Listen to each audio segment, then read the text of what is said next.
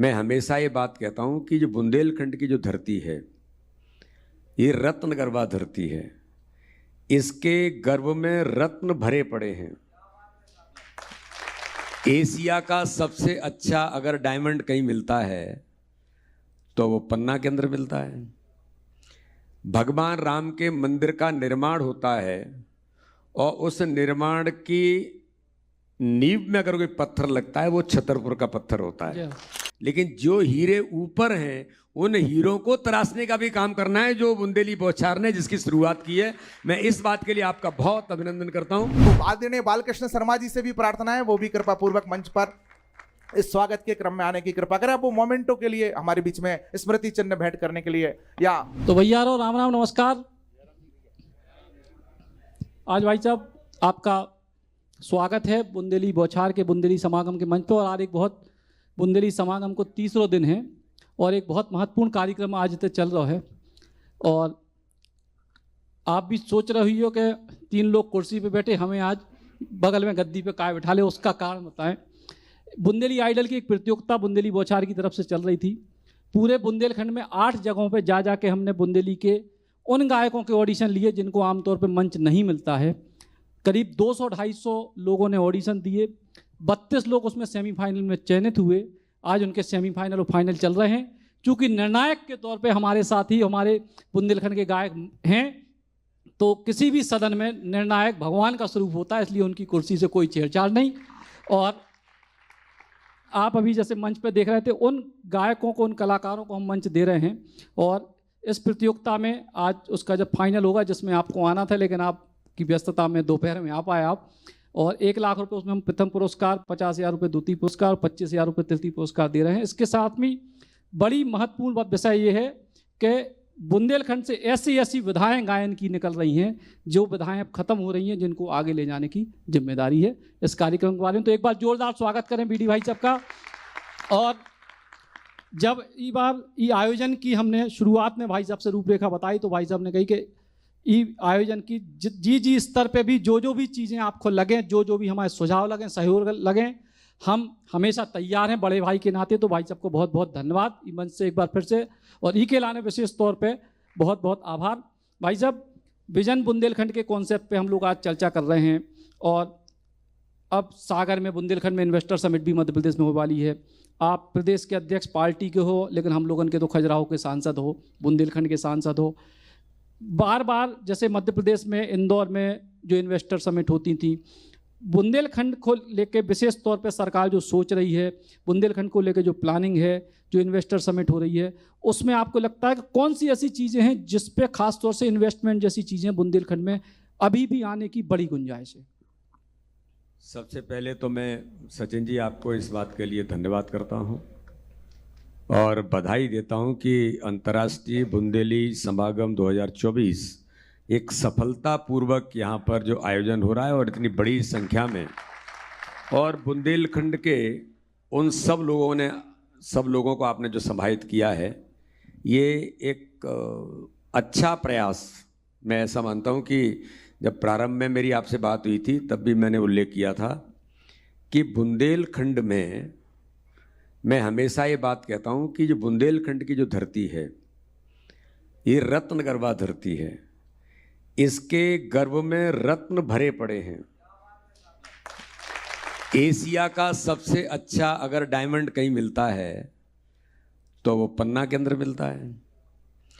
भगवान राम के मंदिर का निर्माण होता है और उस निर्माण की नींव में अगर कोई पत्थर लगता है वो छतरपुर का पत्थर होता है। लेकिन मैं कभी कभी ये कहता हूँ, जब मुझे अवसर मिला बुंदेलखंड के क्षेत्र में वहाँ जनप्रतिनिधि बनने का, तब मैंने लोगों से कहा था कि रत्न गर्भा धरती तो है ही, लेकिन जो हीरे ऊपर हैं उन हीरों को तराशने का भी काम करना है जो बुंदेली बौछार ने जिसकी शुरुआत की है। मैं इस बात के लिए आपका बहुत अभिनंदन करता हूँ कि आपके जो प्रयास हैं, सचिन जी को मैं जानता हूँ, सचिन जी ने एक ज़मीन से मेहनत की है। जैसे हम लोग ज़मीन से निकल कर के आए हैं, ऐसे ही इस क्षेत्र में सचिन जी ने भी अपनी महत्वपूर्ण भूमिका निभाई है। और बुंदेलखंड का एक हीरा आज इस रूप में अपने आप को प्रतिस्थापित कर रहा है, ये हम सब लोगों के लिए बहुत महत्वपूर्ण बात है। आपने जो कहा कि बुंदेलखंड के क्षेत्र के लिए आगामी आने वाले समय में, चाहे वो इन्वेस्टर समिट है या और भी हमारे जो विकास के कंसेप्ट हैं, मैं ऐसा मानता हूं कि बुंदेलखंड का जो क्षेत्र है, इस बुंदेलखंड के क्षेत्र में जब मैं सांसद बना था, फिर 5 साल मुझे as a member of parliament रहते हुए काम करने का अवसर मिला, तो एक बात तो मैं जो कहना चाहता हूं कि जिनको मैं यहाँ देख रहा हूं, ये अपनी अपनी विधाओं के अलग अलग क्षेत्रों के हीरे तो हैं ही, लेकिन वहाँ की जनता का जो माइंड सेटअप है, मैं केवल चूँकि अपने बुंदेलखंड क्षेत्र के लोग हैं इसलिए उनकी प्रशंसा कर रहा हूँ, मात्र ऐसा नहीं है। मैं देश के कोने कोने में गया हूँ, मुझसे देश का कोई ऐसा कोना नहीं होगा। मैं केरल में भी 8 दिन का मैंने दौरा किया है, हिमाचल के भी मैं दूरस्थ क्षेत्रों तक गया हूँ, लेकिन बुंदेलखंड के जो लोग हैं, बुंदेलखंड की जनता इतनी ईमानदार और इतना कर्मठ अगर कोई व्यक्तित्व है तो बुंदेलखंड की जनता जो काम करती है, और इसका परिणाम है कि हम लोग कहते हैं कि देश के किसी भी कोने में मेहनतकश लोग पहुंचते हैं तो बुंदेलखंड के लोगों की भी इसमें वहाँ के विकास में महत्वपूर्ण भूमिका है, चाहे वो राजधानी दिल्ली होगी या और कोई स्थान होंगे। तो ये जो हमारा इतना बड़ा मेन पावर है बुंदेलखंड के अंदर, जो मेहनत कश है, इस दिशा में इस ह्यूमन रिसोर्स को हम कैसे बुंदेलखंड के विकास के लिए उसे एक उसके साथ कनेक्ट करने का काम करेंगे। तो माननीय मुख्यमंत्री जी मोहन यादव जी जब बने, तब मेरे उनसे जब चर्चा हुई तो बुंदेलखंड के बारे में, कि आज हम देखते हैं कि बुंदेलखंड को ज़रूरत थी। जब मैं चुनाव लड़ रहा था तो लोग एक ही बात कहते थे कि सांसद जी आप बन जाएंगे, आप बीजेपी के सांसद प्रत्याशी हैं तो सांसद तो आप बन ही जाएंगे, लेकिन हमारा एक अनुरोध है, बनने के बाद आप लौट करके जरूर आ जाना कभी एक आध बार। तो एक प्रश्न ये होता था। दूसरा प्रश्न होता था कि अगर आप कुछ करवा सकते हो तो यहाँ पानी की व्यवस्था करिए, क्योंकि जब मैं पहला चुनाव लड़ रहा था तब 49 डिग्री टेम्परेचर था। तो वो जो मैं हालात उस समय देखता था, तो 2 चीज़ों को लेकर लोगों ने कहा। आज मुझे इस बात का संतुष्टि भी है, मेरे प्रधानमंत्री पर मुझे गर्व भी है, और भारतीय जनता पार्टी की सरकारों पर गर्व है कि जिस बुंदेलखंड को सूखा बुंदेलखंड कहा जाता है, जिस बुंदेलखंड को गरीबी से जोड़ा जाता है, गरीबी पर लोग आलाप करते हैं बुंदेलखंड पर, लेकिन आज मैं गर्व से कह सकता हूं कि वो बुंदेलखंड प्रधानमंत्री नरेंद्र मोदी जी के विजन के कारण आज केन बेतवा लिंक रिवर जो हमारा प्रोजेक्ट है, 44,605 करोड़ की परियोजना का टेंडर हो गया, और जिस दिन ये परियोजना पूरी होगी तो ये मुझे विश्वास है कि ये बुंदेलखंड अब सूखा बुंदेलखंड नहीं, हरा भरा बुंदेलखंड बनेगा। तो जो सबसे बड़ा प्रॉब्लम था, ये माननीय प्रधानमंत्री जी ने, हमारी सरकार ने इसका समाधान निकालने का, जो अटल जी ने सपना देखा था, श्रद्धेय उमा भारती जी हमारी मुख्यमंत्री थी, उनका ये प्रयास था। तो सारे ऑब्स्टेकल को दूर करके आज टेंडर होकर के माननीय प्रधानमंत्री जी कभी भी उसका फाउंडेशन स्टोन करने के लिए आएंगे। दूसरा मेरे मन के अंदर बार बार उठता है कि ये जो इतना ह्यूमन रिसोर्स है, इतने कलाकार हैं, इतने वर्कर हैं जो देश के अंदर जाते हैं, जिसको हम पलायन कहते हैं, हम क्या इसको रोक सकते हैं?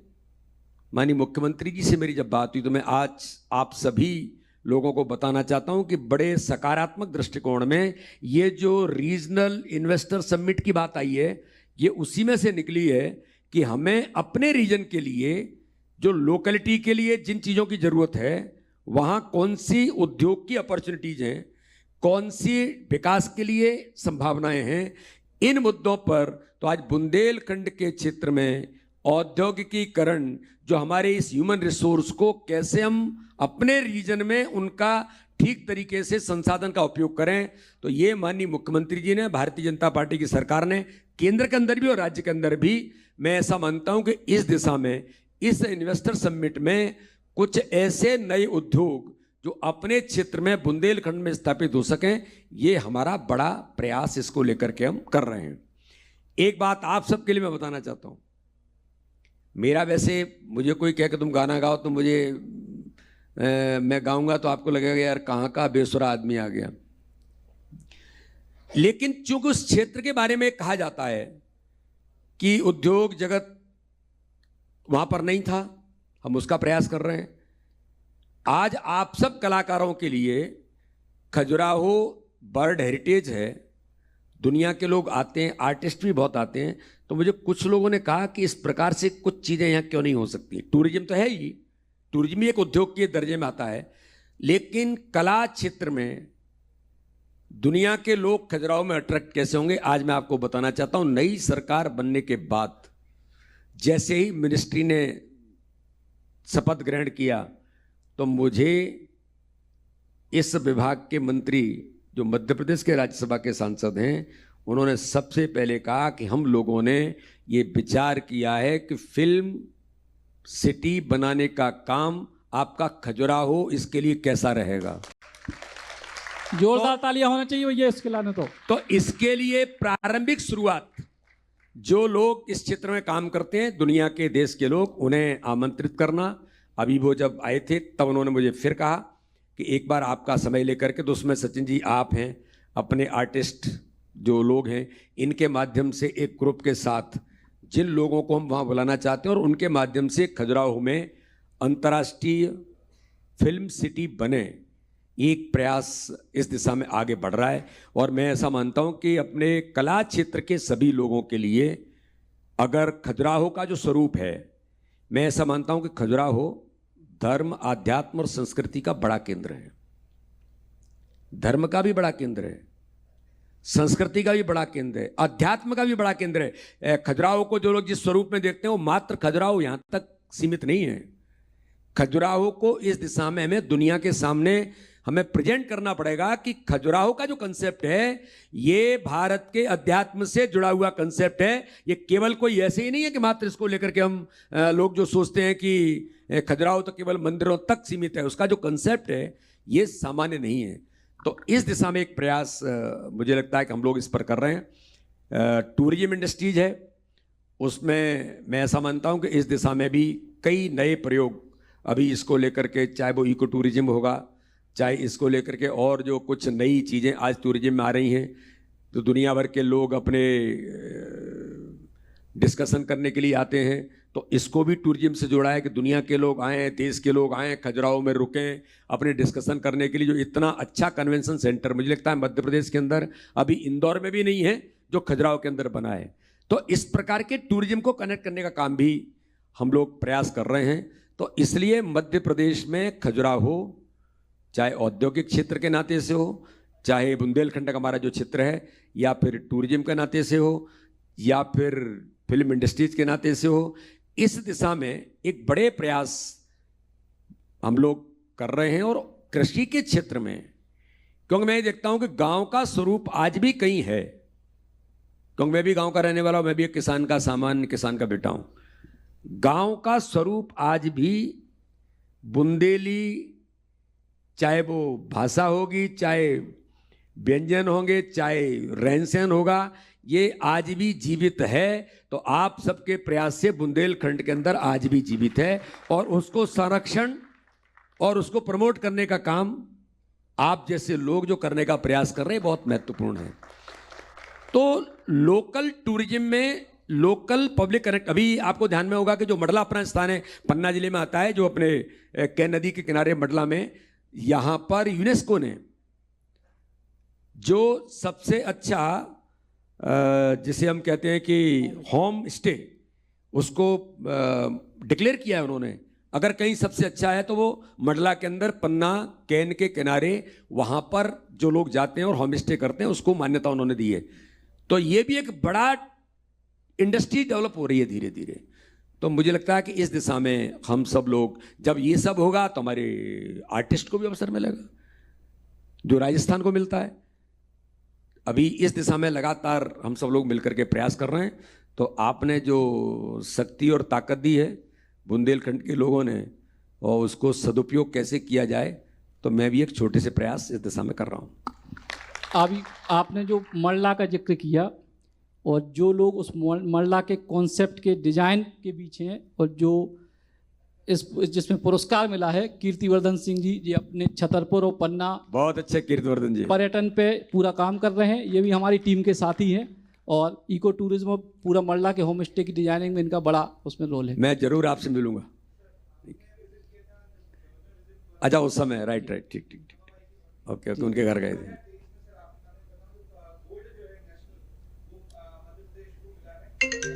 मंडला को मिला, राइट। इनके लिए तालियां बजाओ, ये बहुत बहुत अच्छे। तो यही सब लोगों को भैया हम लोगों ने टीम में ली। लेकिन एक बड़ी महत्वपूर्ण चीज़, अभी हम पिछले कुछ दिनों से विजन बुंदेलखंड को लेकर टीम में और तमाम सारे लोगों से मंथन कर रहे थे कि बुंदेलखंड में जो मिनरल्स है वो निकल के बाहर पहुंच रहे। सरकार को रॉयल्टी मिल गई, बाहर के व्यापारियों को मिल गई। खास तौर से बुंदेलखंड में जो चीज़ें पैदा हो रही उनकी प्रोसेसिंग और पॉलिशिंग की, जैसे हीरा पन्ना में निकला, 12% रॉयल्टी मिल गई सरकार को, वो हीरा बाहर चला गया। बम्बई से लेके तमाम कंपनियों ने खरीदा, बुंदेलखंड के आदमी को डबल रेट में फिर उसने खरीद लिया। तो उसकी पॉलिशिंग की, प्रोसेसिंग की यूनिट, चाहे वो अकेला डायमंड नहीं, बाकी भी जो मिनरल्स है, ऐसी यूनिट के जिनके जरिए न केवल संसाधन विकसित हों बल्कि एक रोजगार के साधन विकसित हों, इस ओर भी कोई प्रयास किया जाना चाहिए। ये सचिन जी, आपने बड़ा महत्वपूर्ण प्रश्न किया है। मैं सभी लोगों के सामने बताना चाहता हूं, बुंदेलखंड के लोग भी सुन रहे होंगे। इस पर पहले दिन से मैंने प्रयास किया था कि एक तो पन्ना की पहचान, बुंदेलखंड की पहचान, महाराजा छत्रसाल को जिस रूप में पहचाना जाता है, तो हीरा उनके साथ भी जुड़ा है। अब ये पन्ना का हमारा एनएमडीसी बंद हो गया था और कोई पॉल्यूशन वगैरह वगैरह कर करा के उन्होंने पन्ना टाइगर रिजर्व उसको बंद कर दिया था। मैंने जब प्रयास किए तो बोले ये संभव ही नहीं है। तो हमने कहा साहब, हमारी पहचान तो इस पन्ना डायमंड के कारण से है। दुनिया में हम पहचाने जाते हैं तो पन्ना का डायमंड, बुंदेलखंड का डायमंड। अब ये ही नहीं होगा तो मैं आज आपको बताना चाहता हूं कि चाहे वहाँ के स्थानीय विधायक हमारे बृजेंद्र प्रताप हों या हमारे अन्य जनप्रतिनिधि हों, सब बार बार इस बात को मुझे उल्लेख करते थे कि भाई साहब कुछ भी हो ये शुरू कराना है। जब भूपेंद्र यादव हमारे पर्यावरण मंत्री केंद्र के बने तो संबंधों का सदुपयोग, और कभी कभी मैं संबंधों का अपने विकास के लिए दुरुपयोग भी करता हूं, तो हमने प्रयास करके कहा कि किसी भी हालत में भाई साहब हमें ये पन्ना का एनएमडीसी शुरू करना है। 9 लाख कैरेट हीरा निकल चुका है, 10 लाख कैरेट हीरा भी है उसके अंदर, ये ऑन रिकॉर्ड है। लेकिन ये बंद होकर के तुम्हारी पहचान ही खत्म हो गई। लेकिन आज आपको बताना चाहता हूं कि उन प्रयासों से अब पन्ना का एनएमडीसी हीरा की खदान पुनः शुरू हो गई है। और उसके लिए हमने कहा कि पन्ना के लिए जो फिनिशिंग और पॉलिशिंग है सूरत में ही क्यों हो, यहां का मटेरियल। तो पन्ना में हमने डायमंड म्यूजियम और डायमंड प्रोसेसिंग के लिए हमने तैयारी, अभी इसको लेकर के ये प्रपोजल हैं। मेरी माइंस के लोगों से भी बात हुई है और मध्य प्रदेश सरकार भी इस दिशा में एक प्रयास कर रही है। दूसरा जो आपने कहा कि स्टोन भी पन्ना के बुंदेलखंड का, जो मैंने कहा कि राम मंदिर के अंदर नींव के अंदर पत्थर लगने का काम कहीं से हुआ तो अपने यहां से हुआ, तो बहुत महत्वपूर्ण पत्थर है।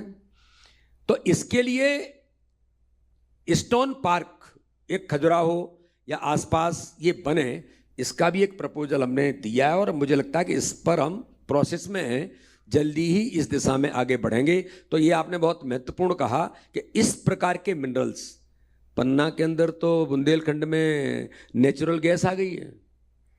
अभी रोज 1.5 या 2 टैंकर अभी प्रैक्टिकली वो प्रयोग कर रहे हैं।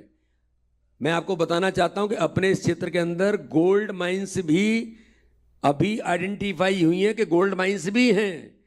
तो इसलिए किसी प्रकार की कमी नहीं है। हम सब लोगों को जरा केवल मनमानस तैयार करना है। तो इसलिए इतने बड़े मिनरल्स जिसके कारण से बड़ी संख्या में माइनिंग क्षेत्र में आज हम सक्षम हैं, लेकिन उस माइंस का उपयोग अपने विकास के लिए कैसे हो, अपने बुंदेलखंड के विकास के लिए वो कैसे हम उसका उपयोग कर सकें, इस प्रयास में मैं भी लगाऊं, बाकी सब लोग भी लगे। और मुझे ऐसा लगता है कि अपने बुंदेलखंड को एजुकेशन के क्षेत्र में भी एक मेरा ये प्रयास है कि अब हमारे जो मेरी लोकसभा के बुंदेलखंड के 2 जिले आते हैं, दोनों में मेडिकल कॉलेज हो रहे हैं। खजुराहो में आयुर्वेदिक कॉलेज अभी माननीय मुख्यमंत्री ने, नए मुख्यमंत्री जी ने डिक्लेयर किया है कि आयुर्वेद का केंद्र बने। अभी माननीय प्रधानमंत्री जी से, आयुष मंत्री जी से मैं पिछले 3-4 साल से प्रयास कर रहा हूं, योगा और नेचुरोपैथी का अंतर्राष्ट्रीय केंद्र ये खजुराहो में बने एक पटल तक पहुंच रहा है, लेकिन मैं पहुंच जाता हूं फिर रुक जाता हूं। लेकिन इसलिए मैं इसके बारे में ज़्यादा चर्चा इसलिए नहीं करता कि जब तक न हो कि दुनिया के पर्यटक आए, वो 4 दिन 6 दिन खजुराहो, पन्ना टाइगर रिजर्व, ओरछा, इस बेल्ट में सर्किट बन रहा है, वो रुके। और योगा जैसे अगर उसको ट्रेनिंग या इस प्रकार की चीज़ें मिलती हैं तो 4-6 दिन वो रुक सकता है। तो मुझे किसी बड़े व्यक्ति ने कहा कि जब तक लोग रुकेंगे नहीं तब तक बुंदेलखंड की इकोनॉमी में टूरिज्म को लेकर के बढ़ाव नहीं आएगा। तो योगा नेचुरोपैथी के एक बड़ा सेंटर डेवलप हो, ये भी एक प्रयास कर रहे हैं। उसमें हम लोग ज़मीन वगैरह सारी अलॉट हो गई है, लेकिन वो सरकार से जब होगा तब मैं उसके बारे में बात करूंगा। तो एजुकेशन का हब भी खजुराहो बुंदेलखंड का क्षेत्र बन सकता है और वहाँ बड़े इंस्टीट्यूशन आ सकते हैं, हमारे बेटे बेटियाँ जिनको बाहर न जाना पड़े। तो मैं तो ऐसा मानता हूँ कि ये भी एक प्रयास कि बड़े इंस्टीट्यूशन खजुराहो के अंदर आएँ। एयर कनेक्टिविटी है, वंदे भारत एक्सप्रेस जो भारत की सर्वाधिक सबसे अच्छी फास्ट ट्रेनों में कोई एक है, तो वंदे भारत खजुराहो है। जब मैं डिमांड कर रहा था तो अधिकारी लोग कह रहे थे कि फिजिबिलिटी नहीं है साहब, कहाँ से आएगी वंदे भारत। रेल मंत्री जी को संबंधों के आधार पर कहा, डिक्लेयर कराया, उन्होंने भी बड़े मन से किया डिक्लेयर, लेकिन जब अधिकारियों से बात की तो बोले नहीं ये नहीं हो सकता, संभव ही नहीं साहब, आपने घोषित कर दिया है, फिजिबिलिटी है ही नहीं, लोग ही नहीं मिलेंगे, कहाँ से करेंगे। लेकिन आज मैं आपको बताना चाहता हूँ, खजुराहो को वंदे भारत की जब सौगात मिली और जब शुरू हुई तो पूरे भारत की जितनी वंदे भारत चल रही हैं उनमें सबसे 1 नंबर पर फिजिबिलिटी किसी की है तो दिल्ली खजुराहो की है। 123% ऑक्यूपेंसी है, 123%। और उसके आधार पर मैं आपको बताना चाहता हूं, मैंने अभी रेल मंत्री जी से मिलकर के नया फिर से सांसद बनने के बाद आपके आशीर्वाद से मैं जब गया तो मैंने कहा कि भाई साहब बनारस और खजुराहो इसका बड़ा पुराना संबंध है। मध्य प्रदेश का सबसे पहला इंटरनेशनल एयरपोर्ट कोई था तो खजुराहो था, काठमांडू फ्लाइट जाती थी, बनारस खजुराहो दिल्ली काठमांडू आगरा, ये कनेक्टिविटी थी। और सबसे पहला 5 स्टार कोई था मध्य प्रदेश में तो खजुराहो था। तो मैंने उनको कहा कि बनारस का कनेक्ट है, फ्लाइट हमारी चलती है रुक जाती है, तो आप एक बार थोड़ा प्रयास करिए कि हमें एक वंदे भारत जो स्लीपर आप शुरू कर रहे हैं जिसकी आज आपने पढ़ा होगा, बनारस से खजुराहो क्यों नहीं मिल सकती।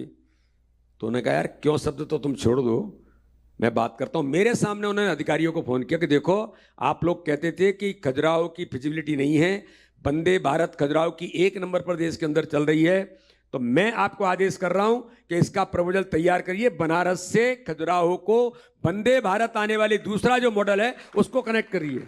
तो ये कनेक्टिविटी भी बढ़ रही है, ये rail connectivity, air connectivity. Khajuraho में पायलट ट्रेनिंग सेंटर हो गए, हेलीकॉप्टर का पायलट ट्रेनिंग सेंटर शुरू कर गया, उसमें कुछ नई चीजें लाने का प्रयास कर रहे हैं। और आज हाईवेज, इतना अच्छा हाईवेज, मुझे लगता है कि आप सब लोग तो जाते होंगे, जब हम लोग रात को निकलते हैं देखते तो ऐसा लगता है कहाँ घूम रहे हैं हम। इतने सुंदर हाईवेज आज प्रधानमंत्री नरेंद्र मोदी जी ने बनाए हैं। बमीठा से खजुराहो जाते हैं तो ऐसा लगता है कि हम कहाँ जा रहे हैं, इतने सुंदर रोड की कनेक्टिविटी की है। तो ये सारी चीजें खजुराहो को, एक पूरे बुंदेलखंड के क्षेत्र को टूरिज्म से लेकर के ओवरऑल सारी चीज़ों में हमारी कनेक्टिविटी बन रही है। और जो बात सचिन जी ने कही है, इस दिशा में एक बड़े प्रयास चल रहे हैं और ये बहुत ज़रूरत है, और इन्वेस्टर समिट में इन चीज़ों को और हम लाने का प्रयास करेंगे। और एक बहुत महत्वपूर्ण बात आपने थी बाद में सोची कि बहुत सारी चीज़ें, छोटी चीज़ें बड़े विजन को दिखाती हैं। एक हम आपको उदाहरण दे रहे, जैसे छतरपुर से बहुत सारे कलाकार बुंदेली समागम में आए, रात में जब शाम को उधर से महामना से चले, रात में 11 बजे बहुत सारे दर्शक बोले भैया रुकवे की व्यवस्था कहाँ है। लेकिन BDY साहब ने आज से 1 महीना पहले रेल मंत्री से जब मांग कर दी कि महामना सवेरे उतर से चलवे, दिन दो इतने पहुँचे सवेरे, दिन भर आदमी भोपाल में काम करे और फिर महामना आए तैसे उसको शाम के बुंदेलखंड पहुँचा दे।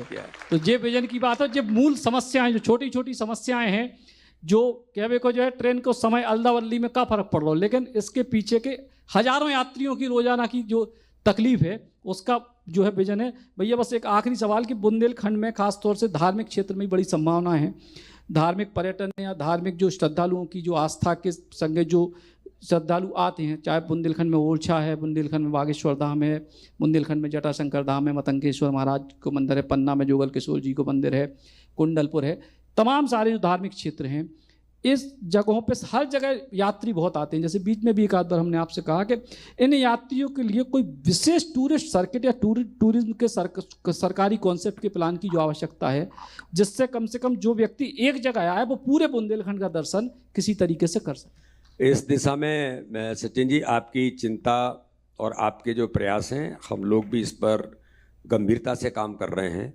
जो आपने कहा कि सारे स्थानों का एक टूरिज्म का सर्किट बने, तो हमने तो उसमें कालिंजर को भी जोड़ा है। तो कालिंजर भी रानी दुर्गावती का जन्म स्थान है, वो आता उत्तर प्रदेश में है लेकिन मध्य प्रदेश से ही सीधा कनेक्ट है। तो रोड के बारे में मैं नितिन जी से जब मिला तो ये हमने प्रयास इसको लेकर के की है। सिद्धनाथ हमारा, जहाँ भगवान राम स्वयं पधारे हैं, तो सिद्धनाथ के अंदर भी जहाँ अगस्त मुनि का आश्रम है, वो एक बड़े पावर का सेंटर है। तो ऐसे जितने भी हमारे क्षेत्र हैं, अभी भगवान जुगल किशोर जी को लेकर हमारे मुख्यमंत्री माननीय शिवराज सिंह चौहान जब थे, तब उन्होंने जुगल किशोर धाम बनेगा इसके बारे में भी तैयारी की है। बजट उसके लिए सेंक्शन हो गया, पन्ना के सारे मंदिरों को कनेक्ट किया है। साथ में ही मतंगेश्वर महाराज के बारे में जब अमित शाह जी आए थे, तो खजुराहो के मंदिरों में पूजा क्यों नहीं हो सकती, और कई मंदिर ऐसे हैं कि जिनमें भगवान शिव विराजमान है लेकिन पूजा नहीं होती है। अमित शाह जी ने मुझे कहा, उनके जो अधिकारी थे, कि इसके सारे चीज़ें डिटेल निकाल करके भेजो कि ये यहाँ क्यों नहीं हो सकता। तो मतंगेश्वर महाराज ASI के उस दायरे में आने के कारण से जो विकास जितना मंदिर के बारे में जो होना चाहिए, तो उनसे मिलकर अभी मैंने जो हमारे नए मंत्री बने हैं टूरिज्म के, राजस्थान के हमारे जो पहले जल शक्ति मंत्री थे गजेंद्र शेखावत जी, तो मेरी उनसे बात हुई है। वो एक बार अभी खजुराहो उनको मैं लाऊंगा, उनके साथ बैठ करके सारे टूरिस्ट सर्किट को बनाने का प्रयास हम सब लोग मिलकर के कर रहे हैं। ये महत्वपूर्ण विषय है जिस पर काम आज ज़रूरत है। एक बात मैं और बताना चाहता हूँ कि टूरिज्म के लिए हम खजुराहो से चलते हैं, मंडला आते हैं, मंडला से पन्ना जाने में पन्ना टाइगर रिजर्व के कारण से और उसका रोड कई सालों से पेंडिंग होने के कारण से बड़ी समस्या थी, लेकिन पन्ना टूरिज्म के सर्किट में रहे, बाहर न हो बाईपास होने के कारण। तो अभी मैंने जब आदरणीय नितिन गडकरी जी से कहा कि ये जो रोड है, इस रोड को आप जो एलिवेटेड रोड, तो आज आपको मैं बताना चाहता हूं कि मंडला से लेकर के पन्ना तक 21 किलोमीटर का 21,000 करोड़ का एलिवेटेड रोड सेंक्शन हुआ है, जो टूरिज्म का केंद्र बनेगा। वो भी टूरिज्म का एक बड़ा केंद्र बनेगा। तो ऐसे प्रयास और एक टूरिस्ट सर्किट बने, इसमें मैं ऐसा मानता हूं कि भगवान राम भी आए हैं, और ओरछा से लेकर के सारी चीज़ों को पूरा टूरिस्ट सर्किट बने, ये प्रयास इसको लेकर के आपने जो सुझाव दिया है, इस पर हम लोग लगातार काम भी कर रहे हैं। बहुत बहुत धन्यवाद, और आपको ऐसे ही सहयोग बने रहे। और भाई साहब, जब चुनाव के पहले बहुत चर्चा आती कि कहीं और से चुनाव लड़े, हमने कान में 2-3 बार कही कि भाई साहब आपको बुंदेलखंड ने स्वीकार कर लो, अब आपको हमेशा बुंदेलखंड से ही चुनाव लड़ने, आगे भी आप बुंदेलखंड से ही प्रतिनिधित्व करो और बुंदेलखंड के लोगों को ख्याल रखो। बहुत बहुत धन्यवाद। बहुत बहुत धन्यवाद सचिन जी, आपका भी बहुत बहुत धन्यवाद।